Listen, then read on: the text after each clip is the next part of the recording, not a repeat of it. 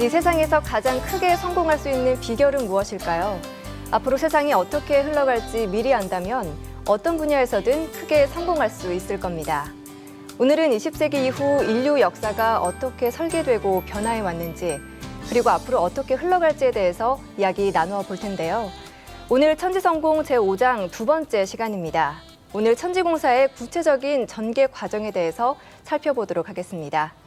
오늘도 강의해 주실 임성우 소사님 모셨는데요. 소사님 안녕하세요. 예, 반갑습니다. 네.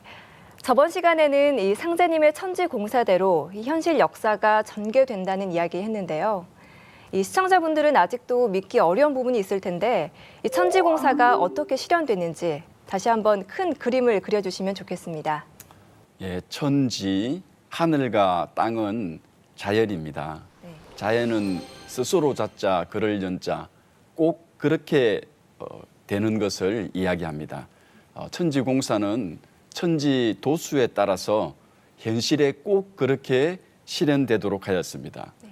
천지 도수는 천도 지수라고도 하는데 천도는 하늘의 법도를 이야기하고 지수는 땅에서 수로 펼쳐진다는 것입니다. 수는 뭐 좋은 수가 있다, 네. 안 좋은 수가 있다, 뭐 뾰족한 수가 있다, 그럴 수가 있다. 예, 그 수입니다. 일이 이제 땅에서 이루어지는, 펼쳐지는 그런 방법을 말합니다. 천생지성이라고 하늘은 낳고 땅은 완성시키는 그런 자연의 이치를 도수로 표현한 것입니다. 네. 쉽게 말하면 콩 심으면 콩이 나고 팥을 심으면 팥이 난다는 뜻과 같습니다. 천지공사의 천지도수는 천지의 주인이신 상제님께서 말씀으로 글로서 하늘에 신명계에 심어 놓으면 시간에 따라서 땅에서 현실로 그대로 이루어지는 것입니다.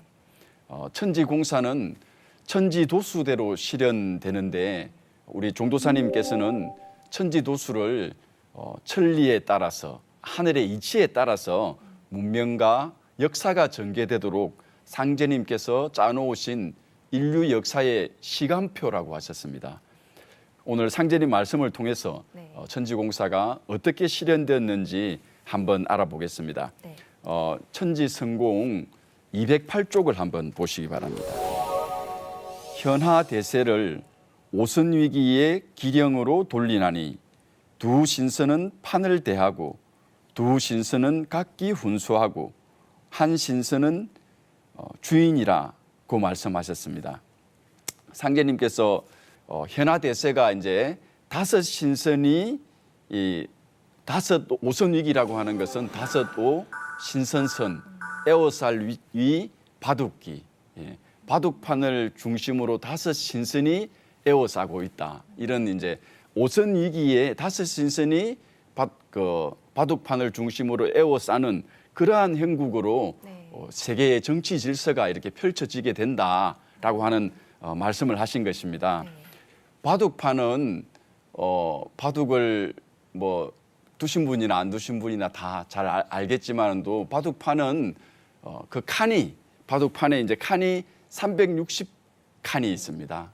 그리고 이제 선이 있는데 선은 19개, 가로 19개, 세로 19개 해서 38개의 선이 있습니다. 네. 38선과 360칸이 있는데 우리나라가 가만 생각을 해보면은 우리나라가 위도 38도선을 중심으로 우리나라가 위치해 있고 그 당시에 상제님께서 공사를 보셨을 당시에 우리나라는 360개의 고을이 있었습니다. 이건 바둑판은 바로 우리나라를 말하는구나라고 하는 것을 이해를 하시면 좋겠고 지금 바둑을 두는데 그 바둑판은 우리나라에 있고 또 바둑을 두는 행국을 통해 가지고 이게 후천 성경이 건설되도록 하는 이런 공사에서 실제로 바둑을 두었던 그 원조인 단주의 한을 이렇게 네. 대동세계를 건설하는 이렇게 후천 성경을 건설을 하는 그런 한을 풀 수 있도록 단주가 그런 오선익이 상제님 공사의 네. 감독을 맡는 주장이 되는 그런 역할을 말씀하셨습니다.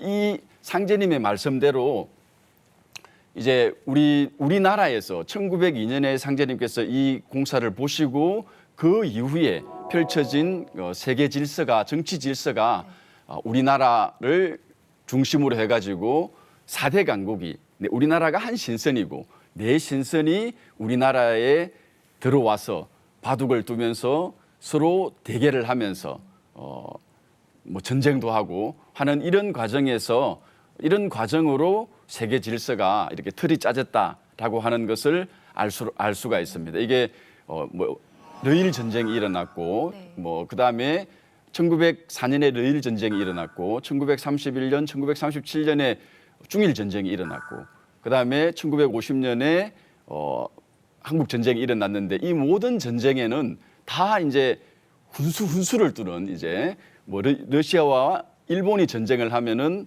러시아에는 프랑스가 훈수하고 일본에는 영국이 훈수하고 이렇게 4대 강국이 계속 훈수를 하면서 우리나라를 중심으로 세계 질서가 이렇게 크게 변해왔다는 거 하는 것을 알 수 있습니다.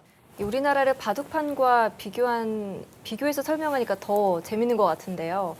이 천지공사가 앞으로 우리나라가 더 좋은 나라가 되기 위한 그 목적이 있는데 그동안 전쟁이 많이 일어났잖아요.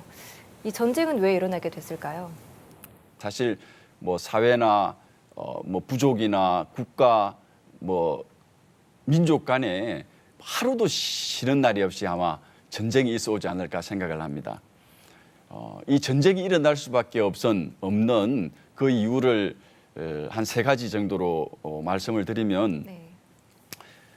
첫 번째 이제 방금 말씀드린 대로 인류 역사가 이렇게 전쟁의 역사인데 이 전쟁을 하면은 젊은 영혼들이 여기 계신 뭐 젊은 분들도 다 전쟁이 일어나면은 전쟁터로 나가야 됩니다. 결국 전쟁터로 간다고 하는 것은 죽으러 가는 거하고 같은 것이라고 볼 수가 있는데 그 젊은 영혼들이 뭐 수많은 절규와 그 참 원한이 아마 뭐 이 대자연 천지에 가득 찼을 거라고 생각을 합니다. 네. 만약 그 가족들, 우리 아이가 전쟁터에서 죽었다면은 그 부모님의 마음, 그 가족들의 마음은 어떻게 되겠습니까? 이 모든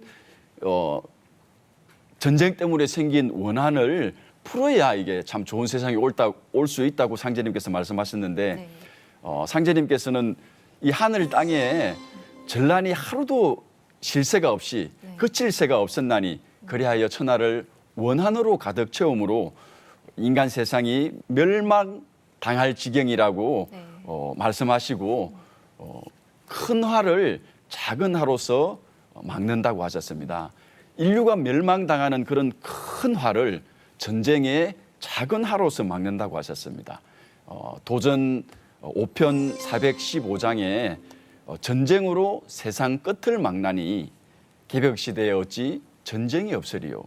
전쟁이 일어날 수밖에 없는 첫 번째 이유는 바로 해원입니다. 이게 전쟁 때문에 생긴 수많은 원한을 해원시키기 위해서 전쟁을 다시 마지막 전쟁으로 그 한을 푸는 그런 것이 첫 번째 이유고 네. 전쟁이 일어날 수밖에 없는 두 번째 이유는 상제님께서 1901년부터 이제 천지공사를 보셨는데 19세기 말부터 과학 기술이 아주 큰 진보가 일어나게 되었습니다. 특히 2차 영국에서 제2차 산업혁명이 일어나면서부터 자본주의가 아주 급격하게 네. 발전하게 되었고 또 이런 잉여 자본을 해결하기 위해서 제국주의가 세력을 확장하게 되었습니다. 그런 제국주의 열강들이 이제 후진 약소국들을 지배하기 위해서 경쟁적으로 아주 침략을 자행하게 되었는데 뭐 대표적인 제국주의로 영국과 프랑스, 독일, 러시아, 미국, 일본 등입니다. 서양 제국주의가 다 동양을 침범해서 전부 다 제국주의의 침략에 그 지배하에 들어갈 그런 위기에 처해 있기 때문에 네. 서양 열강들 속에서 전쟁을 일으켜 가지고 그 서양 열강들의 세력을 꺾기 위해서 전쟁이 필요하다고 말씀하신 것입니다.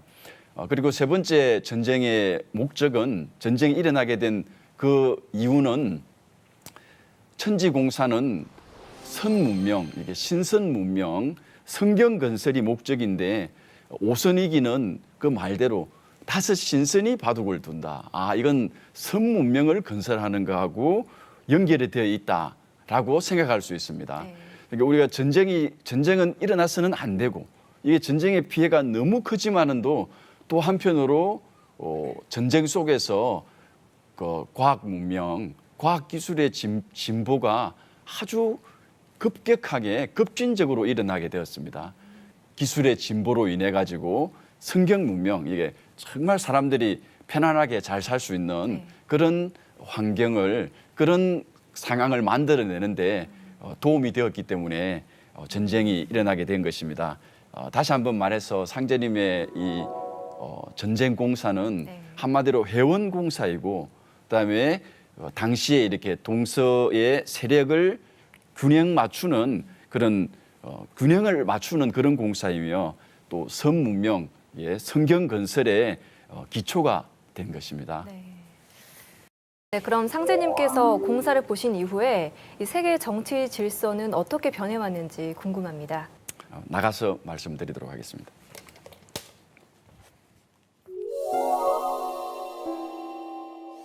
천하대세가 씨른 판과 같으니 애기판과 총각판이 지난 뒤에 쌍씨름으로 판을 마치리라. 이 씨름 판을 잘 알면은 세계 정치 질서가 어떻게 변해 왔는지 알 수 있겠습니다. 씨름은 우리 민족의 오래된 전통인데 우리 풍속에 난장이라고 하는 게 있습니다. 난장이라고 난장판이라고 들어보셨을 텐데 난장이 바로 난장판을 이야기합니다. 이 난장에 사람을 많이 모이게 하기 위해서 씨름판이 열렸습니다. 그 씨름 구경을 하기 위해서 100리, 200리에서도 갔었는데 천하장사를 뽑는 그런 씨름 대회죠. 바로 그 난장판에서 상제님께서는 아까 방금 말씀드린 그 바둑판에 5 신선이 그 난장에 그 바둑을 두는 것을 이제 씨름 대결에 이렇게 같이 비유를 하게 된 것입니다. 다시 한번 말씀드리면 우리나라를 중심으로 해가지고 4대 강국이 이렇게 모여가지고 대결을 하는데 그 대결의 순서가 씨름의 순서와 같다. 그 씨름판이라고 하는 것이 씨름이 열리면은 처음에는 이제 애기들끼리 까까무리 애기들끼리 씨름을 합니다.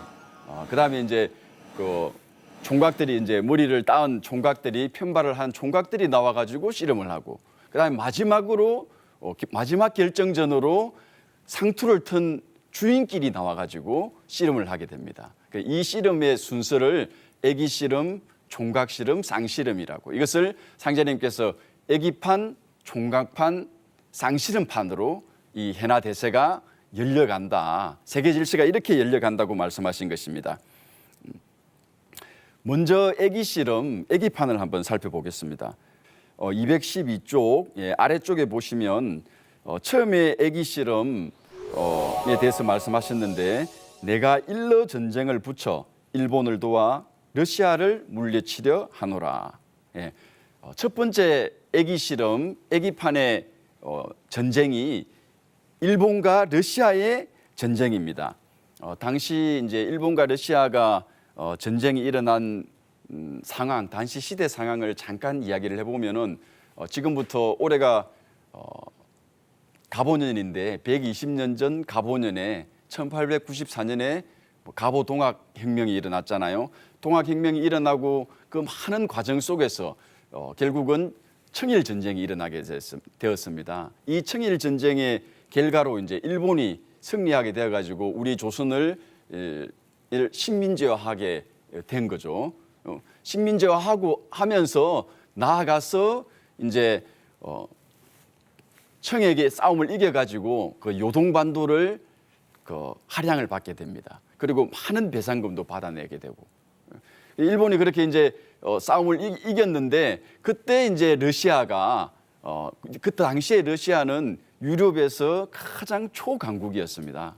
아주 최고의 많은 군함도 거느리고 가장 많은 병력을 거느린 그런 초강국이었는데 러시아가 남진 정책을 이제 하기 위해서 이제 동쪽으로 이렇게 내려오기 위해 가지고 남쪽으로 내려오기 위해서 부동항을 구하기 위해서 남진하게 되었습니다. 그러면서 일본과 이렇게 그 요동반도에서 부딪히게 되어 가지고 결국 일본이 러시아의 그 이야기를 들어주 가지고 요동반도를 다시 이제 돌려주게 됩니다. 이런 상황이 일어나서 결국은 일본과 러시아가 대결 국면으로, 그래서 일본이 러시아는 일본의 15배의 이제 병력을 가지고 있는데 이게 참 꿈도 꾸기 힘든 거지만은 또 일본이 어떻게 기운을 받아가지고 러시아를 침략하게 됩니다. 이제 1904년 2월 달에 일본을 러시아를 기습하게 돼가지고 여순 군왕을 기습해서 전쟁을 일으키게 됩니다. 그러니까 상제님께서 이제 러시아하고 일본 간의 전쟁이 일어나게 이제 러일 전쟁의 이 공사를 보시고 원래 애기라고 하는 것이 이제 까까머리인데 일본이 이제 일본 사무라이들이 머리를 항상 이렇게 제쳐가지고 아이들 머리처럼 까까머리로 있었기 때문에 까까머리 애기 씨름이라고 그렇게 아마 비유를 하셨습니다. 그 애기 씨름에서 일본인 애기가 러시아를 이렇게 아주 초강대국인 러시아를 물리칠 수 있도록 도와줘가지고 우리 동양의 그런 누란의 위기에 처한 우리 조선의 행세, 우리 동양의 행세를 구할 수 있도록 그런 공사를 보신 것입니다. 그래서 러시아는 이제 일본과의 전쟁에서 패한 이후에 한반도 중국 등을 겨냥해서 남하하려던 정책을 포기하고 이제 발칸 반도를 차지하는 쪽으로 다시 유럽으로 눈을 돌리게 된 그런 결정적인 계기가 되어가지고 이 러시아가 다시 발칸 반도로 돌림으로 눈을 발칸 반도로 돌림으로 해가지고 제1차 세계대전이 일어나게 된 그런 요인이 되게 되었습니다. 도전 5편 166장을 한번 살펴보겠습니다. 도전 5편 166장에 이제 동양에서 서양 세력을 몰아내고 누란의 위기를 예처한 약소국을 건지려면 서양 열강 사이에 싸움을 일으켜야 하리라. 이제 러시아가 상제님께서 이렇게 말씀하셨는데 이 말씀하신 대로 러시아가 이렇게 일본하고의 전쟁에서 져가지고 발칸반도에 눈을 돌림으로 해가지고 여기서 제1차 세계대전이 일어나게 됩니다. 이 과정을 천지성공 214쪽에 나와 있는 말씀을 가지고 한번 살펴보겠습니다.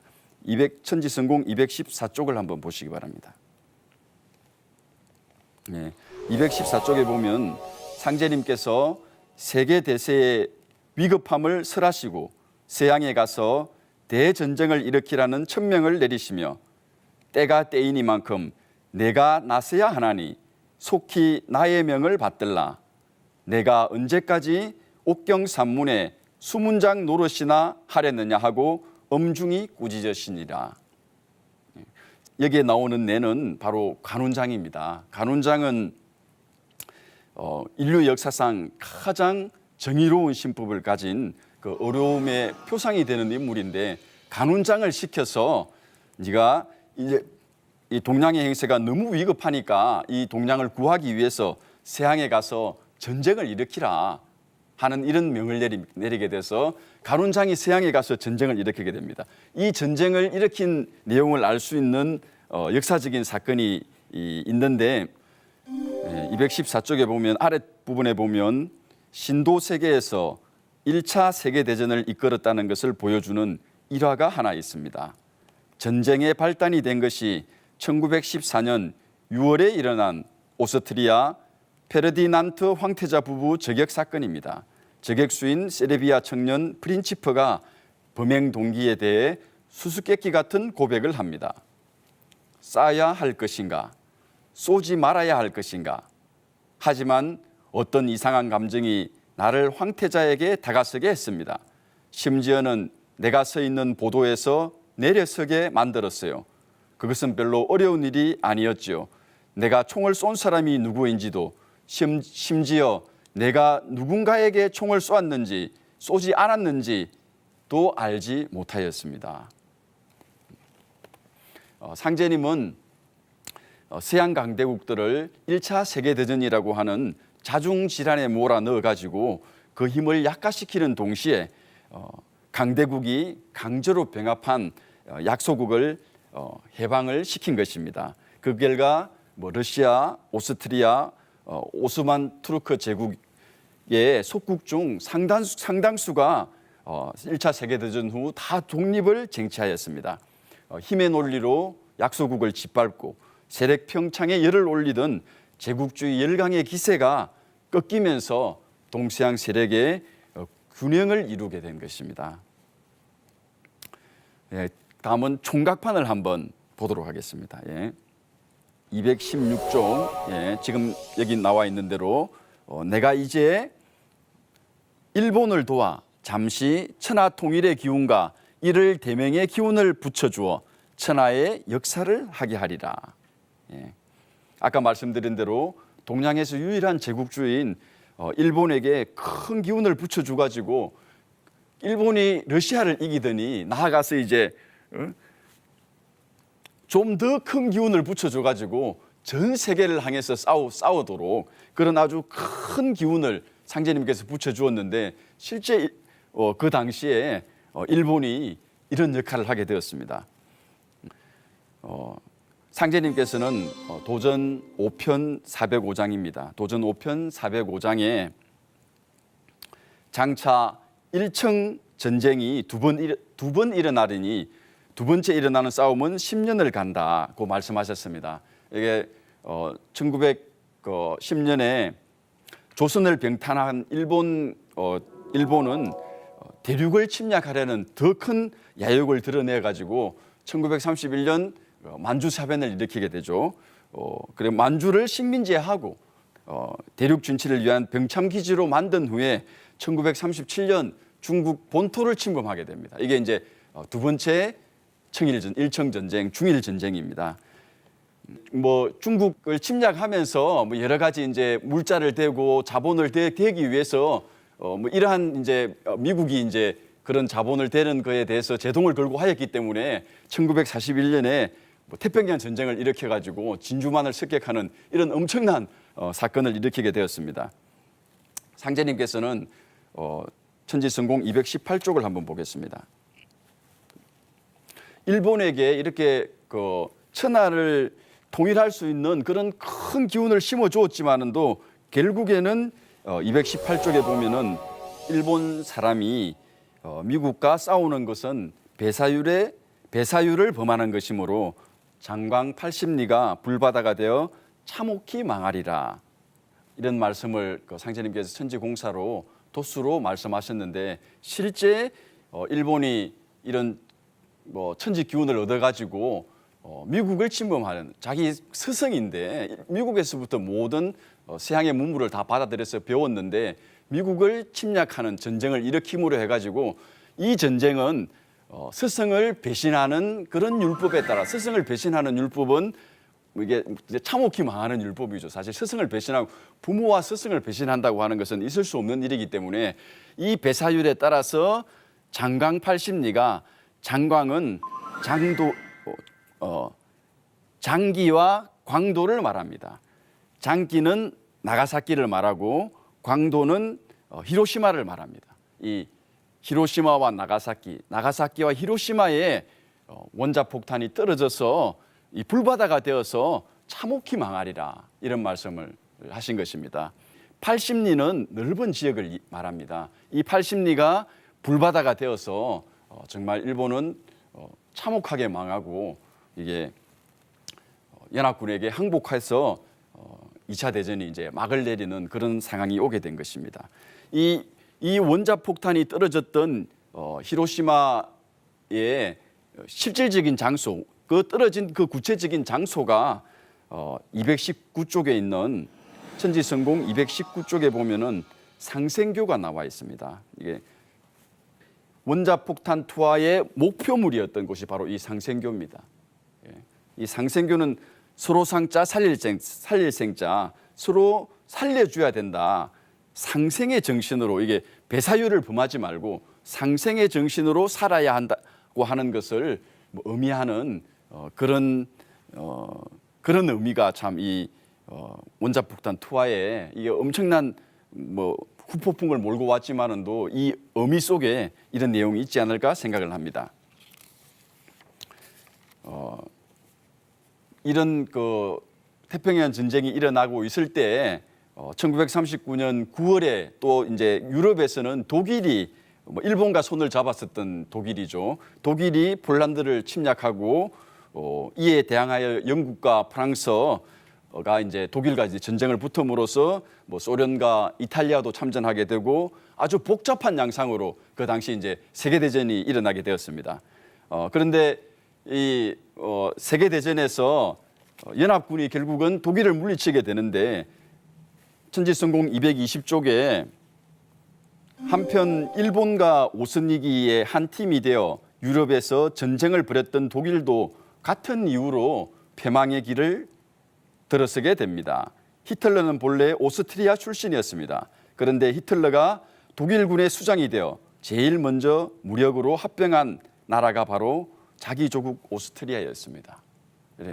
독일도 그 히틀러가 자기의 조국인 오스트리아를 병합함으로 해가지고 이게 독일이 결국 망할 수밖에 없는 이런 이치를 한번 생각해 보시기 바랍니다.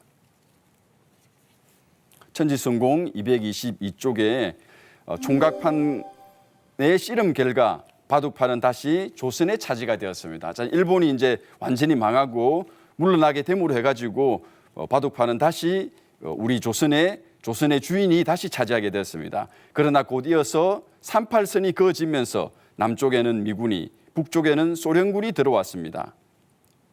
가을 개벽을 향한 오선이기의 마지막 판인 쌍시름판이 형성된 것입니다. 그렇지만 이제 1950년 6월 25일 새벽에 북한이 침입해가지고 다시 이게 남한과 북한이 이렇게 38선에서 갈리게 되는 이런 남북 전쟁이 일어나게 된 것입니다. 마지막 이렇게 애기판 총각판을 지난 쌍시름판은 상제님께서 씨름판 때는 조선의 38선에 두고 쌍시름판을 붙이리라고 말씀하신 것처럼 이제 이 38선 아래에는 미국과 일본이 38선 위에는 중국과 북한이 이게 우리나라를 중심으로 해가지고 이런 4대 강국이 서로 대결하는 이런 행국으로 펼쳐져서 결국에는 남북 전쟁이, 한국 전쟁이 일어나게 되고 지금도 사실 우리는 아직 한국 전쟁이 끝나지 않고 휴전 중에 지금도 사실은 전쟁 중에 있다고 할 수 있겠습니다. 네, 지금까지 이 세계 정치 질서를 씨름판에 비유를 해서 설명을 잘 해주셨습니다. 한반도는 아직 전쟁 중이라는 말씀이 특히 가슴 깊이 와닿는데요. 이 남북한의 미래 앞으로 어떻게 전개가 될까요? 상제님의 말씀대로 세계 질서가 진행되어 왔고 또 상제님의 말씀대로 세계 질서가 앞으로도 진행되어 나가기 때문에 상제님 말씀 속에 또 상제님 말씀이 들어있는 도전 속에서 그 답을 찾을 수 있겠습니다. 천지성공 224쪽에 있는 상제님 말씀을 한번 읽어보겠습니다. 만국재판소를 조선에 두노니 씨름판에 속아 나가면 판을 걷게 되리라. 뭐 참 알기가 쉽지 않은데 네. 223쪽을 한번 보겠습니다. 223쪽에 이 내용이 다시 나와 있기 때문에 223쪽을 한번 읽어보겠습니다. 씨름판에 속아 나가면 판을 걷게 된다고 하는 말씀이 이제 이 말씀을 설명하는 내용입니다. 원래 씨름판에서는 천하장사를 가리기 직전에 소를 끌고 들어와 모래판 주위를 한 바퀴 돌면서 분위기를 북돋아 줍니다. 최후의 승자가 상품으로 타갈 소가 등장하는 것은 마지막 결전이 임박했음을 알리는 신호탄입니다. 그런데 남북 쌍씨름판에 실제로 소가 나가는 놀라운 사건이 일어났습니다. 누구도 예상치 못했던 일이었습니다. 1998년 6월 16일 고 정주영 현대그룹 명예회장이 새 바닷가 서산 농장에서 키운 소 500마리에 통일소란 이름을 붙여서 돌연 후전선을 넘어 북으로 몰고 간 것입니다. 예.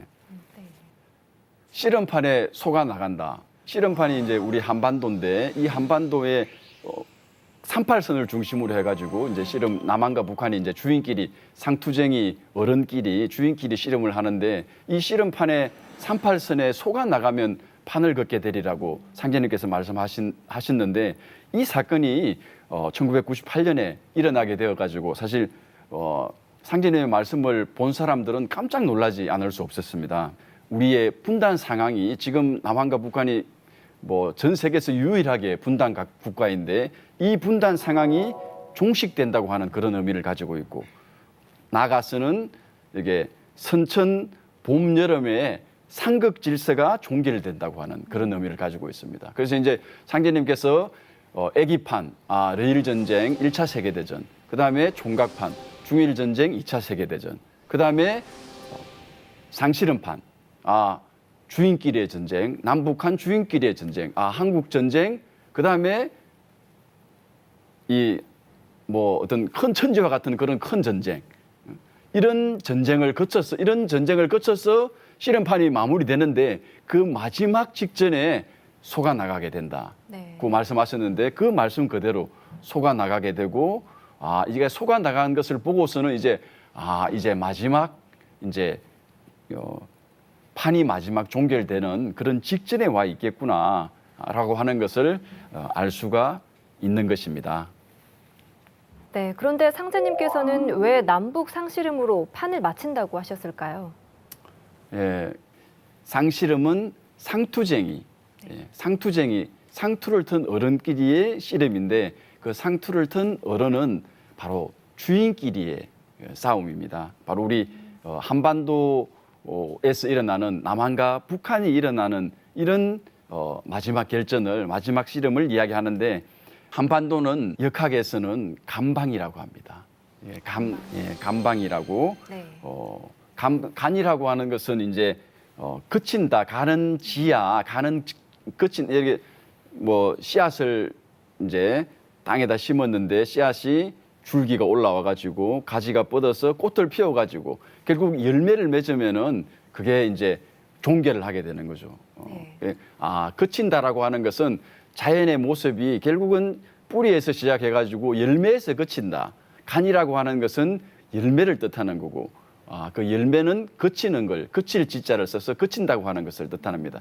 우리 한반도가 주역에서는 감방이라고 하고 이 감방이 그친다고 하는 건데 이 선천의 모든 역사가 그치고 후천이라고 하는 새로운 열매가 시작되는 곳이 감방입니다. 그래서 상제님께서 천지성공 231페이지를 보면은 상실음으로 종어간이니라 전쟁으로 세상 끝을 맺나니 개벽시대에 어찌 전쟁이 없으리요. 이게 지금 질문하신 이 남북 상실음으로 판을 마친다고 하셨는데 이 상실음으로 감방에서 이제 모든 선천의 역사가 종결되고 후천의 역사가 시작되는 곳이 바로 감방이기 때문에 바로 우리나라에서 이 주인끼리의 싸움 우리나라에서 상실음이 일어나 가지고 이게 선천의 새로운 역사를 매듭짓고 네. 새 역사를 시작하게 되는 것입니다. 그래서 남북 상실음을 선천의 역사를 정리하는 천지전쟁이라고 상제님께서는 말씀하셨습니다. 네, 방금 천지전쟁이라고 하셨는데요. 이 상씨름은 남북한의 싸움인데 어떻게 천지전쟁이 될 수 있는지 설명 부탁드릴게요. 232쪽에 설명이 자세하게 나와 있습니다. 네. 천지개벽 시대에 어찌 전쟁이 없으리요. 앞으로 천지전쟁이 있느니라. 이 말씀과 같이 감방 땅에서 마지막 승부를 겨루는 남북 상실음은 하늘과 땅 차원에서 벌어지는 거대한 규모의 전쟁입니다. 동서양의 강대국들이 맞대결을 하게 되는 세계 전쟁이요. 천지의 상극 질서를 신천지 상생 질서로 전환시켜 천지의 운명을 바꾸는 천지 개벽 전쟁입니다. 땅 위에 사는 인간뿐만 아니라 하늘의 신명들까지 다 동원되어 싸우는 큰 전쟁으로서 하나님이 직접 개입하시는 전쟁입니다. 정말 천지 전쟁이 되는 것이죠. 천지 전쟁은 필연적으로 일어날 수밖에 없는 그런 전쟁입니다. 네.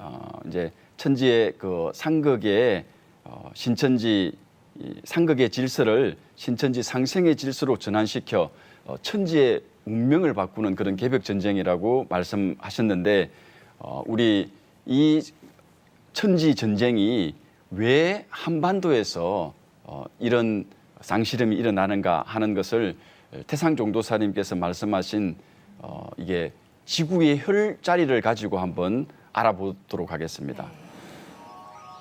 태상종도사님께서는 한반도가 지구의 혈이라고 말씀하셨습니다.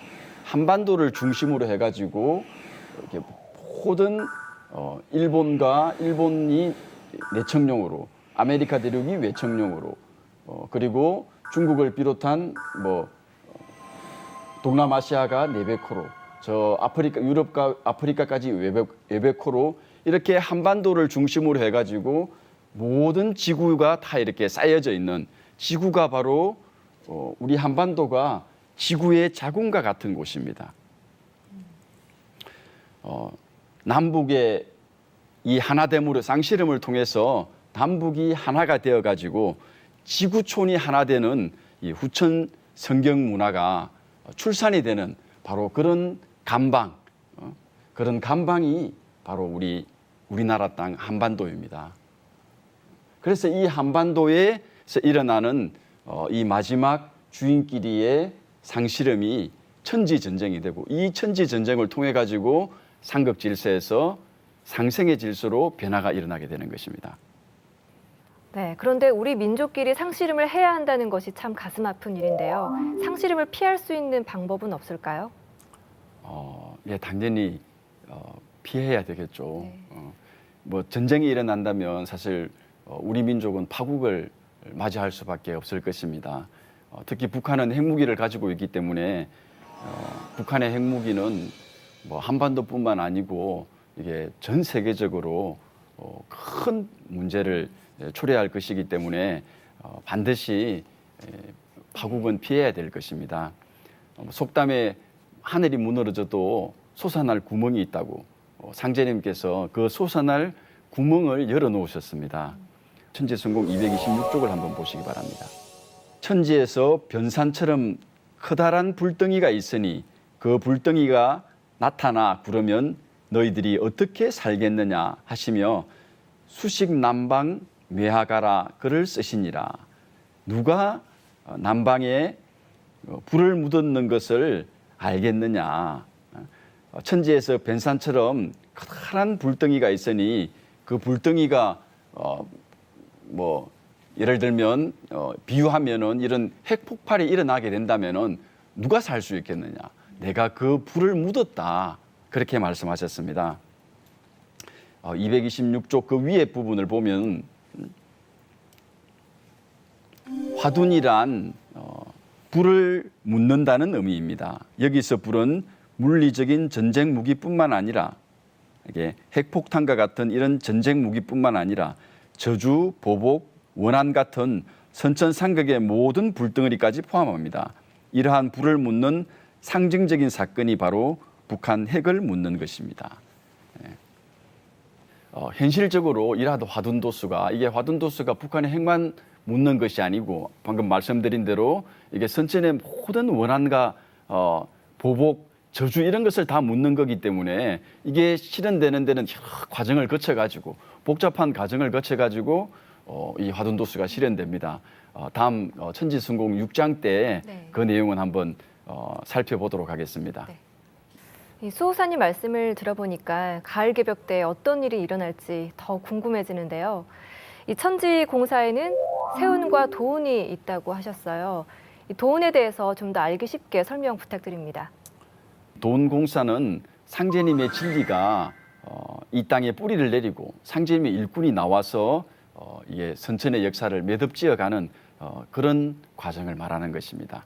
가장 중요한 그 도운에서 가장 중요한 것은 종통매기. 상제님께서 1901년부터 천지공사를 보시고 1909년에 어천하시고 어떻게 종통맥이 전수되었는가 하는 것을 아는 공사, 이게 종통맥이 어떻게 전해지는 것을 정하신 그런 수부도수가 도해운로에서 도원에서 가장 중요한 내용입니다. 네.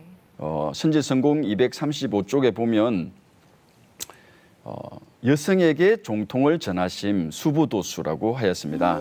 9년 동안 천지공사에 수종된 남성 종도들이 여럿 있었지만 상제님께서는 남자에게 대권을 전수하지 않으셨습니다. 당신님의 아내를 종통의 전수자로 삼으시고 그분을 수부라고 하셨습니다. 여자에게 천지 대권을 전하신 것은 당시 시대 상황 등 여러 면으로 볼 때 참으로 놀라운 일이 아닐 수 없습니다.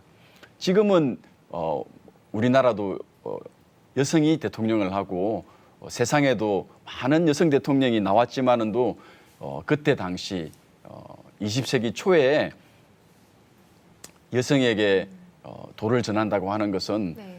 정말로 아주 파격적인 네. 이 종교 역사를 통해서는 들어보지 못한 아주 파격적인 일이었습니다. 그리고 이 세운과 마찬가지로 돈도 세 번의 변화 과정을 거치는 것입니다.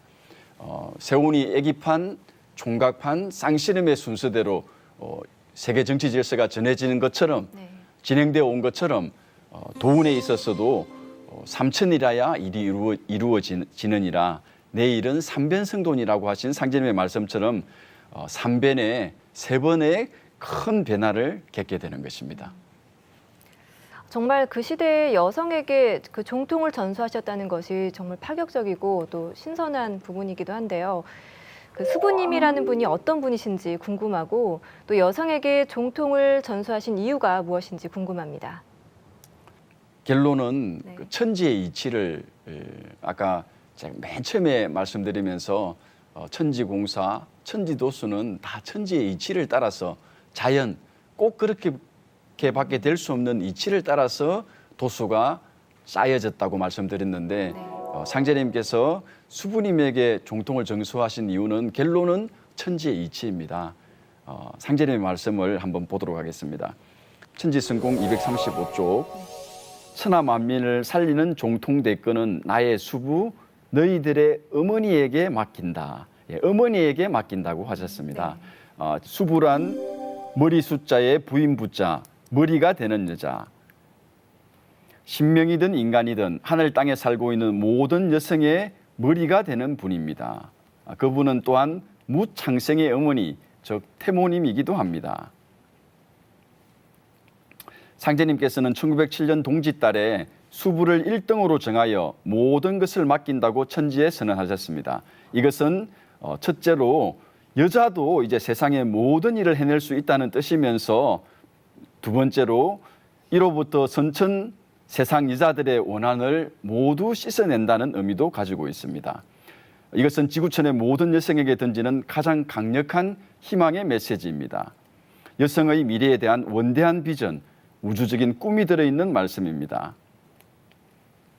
예, 수부님에게 종통을 전수하는 이유도 이제 계속해서 말씀하셨는데요. 네. 상제님은 왜 여성에게 종통을 전수하셨을까? 예, 주역의 64개에서 첫머리가 하늘을 상징하는 금괴이고 그 다음이 이 땅을 상징하는 공ቄ입니다. 하늘이 있으면 땅이 있고 아버지가 있으면 어머니가 있어야 합니다. 땅이 없는 하늘, 하늘이 없는 땅은 있을 수가 없습니다. 이와 같은 천리를 따라서 상제님께서 여성에게 종통을 전하신 것입니다. 예, 사실 지금까지는 선천의 시대는 남성 위주의 시대였고 여성들의 한은 진짜 너무 여자가 한을 품으면 온유월에 서리가 내린다고 하는 등 이게 온유월에 서리가 내면은 농사를 다 망치는 그 당시 그 농경사회에서는 가장 큰 것이 온유월에 서리가 내리는 건데 이게 어떻게 되겠습니까? 이런 여성들이 남성들에게 쌓여가지고 너무나 큰 한을 풀었었는데 이제 여성의 시대가 상제님께서 말씀하신 대로 정음정량의 시대가 남녀 동권의 시대가 올 수 있도록 상제님께서는 여성에게 어머니에게 종통을 전수하게 된 것입니다. 네, 우주의 어머니 하나님이 우리 땅에 다녀가셨는데 아직도 우리는 모르고 있었다는 게 참 놀랍기도 하고 좀 부끄러운 부분인 것 같아요. 예, 우리 민족은 예로부터 천지 부모님, 예, 아버지 하나님, 어머니 하나님, 예, 뭘 동시에 이렇게 같이 모셔왔습니다. 네. 우리 수천 년의 역사 속에서 아버지 하나님, 어머니 하나님, 천지 부모님을 이렇게 모셔온 민족입니다. 상제님께서는 그 우리 민족이 그런 역사성을 가지고 네. 그런 역사적으로 천지 부모를 모셔온 것처럼 천지의 주제자인 상제님께서 수부님에게 종통을 전수하시게 하시어 어머니 하느님의 정체가 드러나게 되었고 진리의 뿌리를 네. 천지 부모라고 하는 진리의 뿌리를 알게 된 것이 깊은 감동으로 다가오게 됩니다. 수부님에게 네. 부인에게 돌을 종통을 전수하셨다고 해서 그냥 단순히 이렇게 종통을 전수받은 데 그치는 것이 아니고 상제님께서 천지공사를 보셨고 태모님께서는 이 현실 역사 속에서 이 땅에 처음으로 그 진리를 뿌리내리고 도장을 개창하고 포교 활동을 시작하고 상제님의 진리를 알리는 그런 일을 하시게 된 것입니다. 네. 그렇다면 수부님 이후에는 도운이 어떻게 전개가 됐을까요? 세운과 마찬가지로 도운도 3번 크게 변하고 그 첫 번째 변화는 어머니 하나님으로부터 도운이 시작되었습니다. 네. 238쪽을 한번 보겠습니다. 나는 낙종물을 맡으리니 그대는 이종물을 맡으라. 추수할 사람은 다시 있느니라. 예, 이게 도운의 3번의 변화가 낙종과 이종과 추수 도운으로 이렇게 3변의 변화가 일어나겠구나라고 말씀을 하셨습니다. 낙종과 이종은 씨를 이렇게 떨어뜨리는 거, 밭에다 떨어뜨리는 거, 아니면은 우리가 벼농사를 주로 많이 하니까 그 모를 갖다가 모판에다가 떨어뜨려 가지고 이제 배에 싹을 키우는 거, 네. 예, 그걸 낙종이라고 합니다. 종자를 떨어뜨릴 낙자, 종자. 예, 종자를 떨어뜨리는 거, 네. 예, 모판에다 떨어뜨리고 논이나 밭에다 떨어뜨리는 것을 말하는 거고, 이종이라고 하는 것은 그 모판에 떨어뜨린 그 벼를 다시 이제 논에다가 이제 옮기는 거죠. 그것을 우리는 모내기 해보셨죠? 안 해보셨군요. 모내기, 모심기 이렇게 이야기합니다. 그걸 이종이라고 이제 모의 종자를 벽실을 모판에다가 심어가지고 키워가지고 그것을 다시 논에다가 옮기는 거. 예, 옮길 이자, 종자. 네. 그 종자를 논에다가 옮긴다. 이걸 이제 모내기 모심기라고 하는데 그것을 바로 이종이라고 합니다. 이런 이종을 거쳐가지고 논에서 이제 배가 자라가지고 이제 가을에는 이제 추수를 하게 되는 거죠.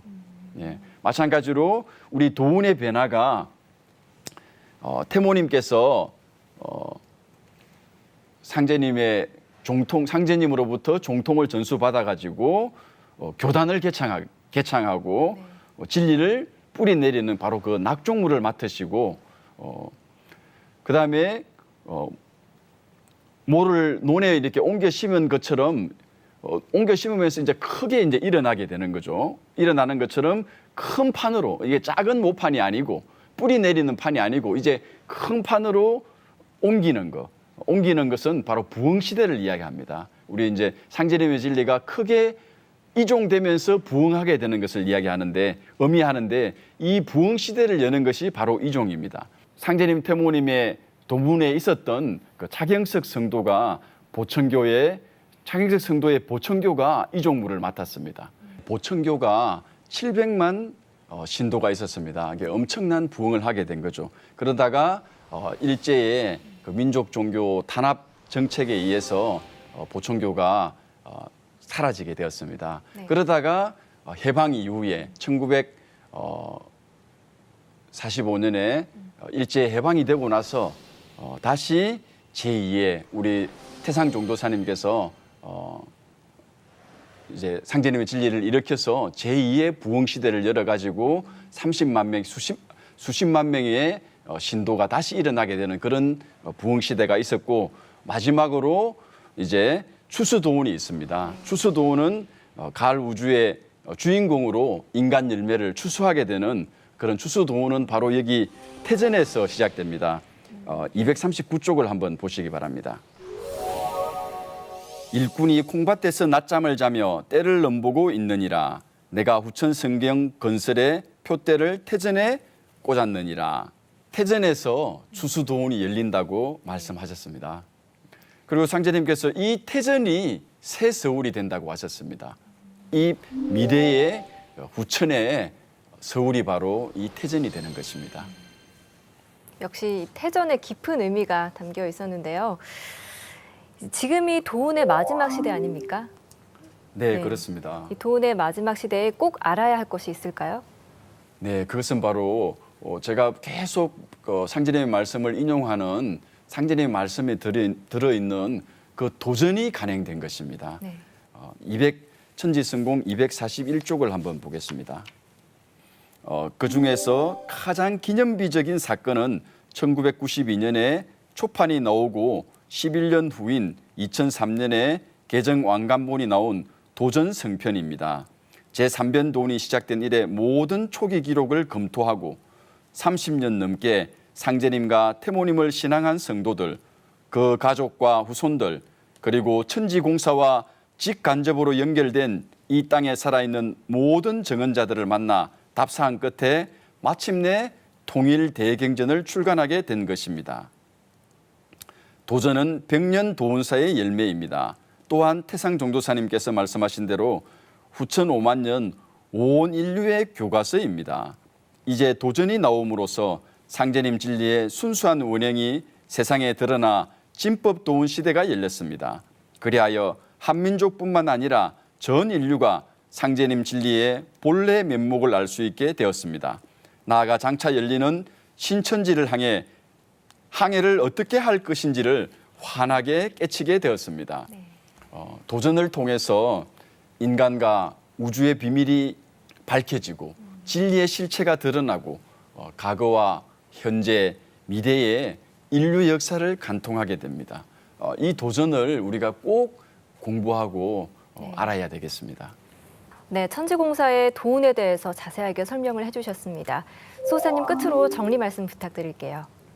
예, 계속 천지공사, 천지도수를 이야기하면서 우리가 대자연의 법칙을 항상 생각하게 됩니다. 네. 대자연의 법칙이라고 하는 것은 항상 뿌리가 있고 그다음에 줄기가 있고 열매를 맺는다고 하는, 이게 태어나서 자라나서 다시 성숙하게 되는 생장성, 뿌리, 줄기, 열매의 과정을 통해 가지고 이 세상에 변화가 일어나는 것이 바로 대자연의 법칙입니다.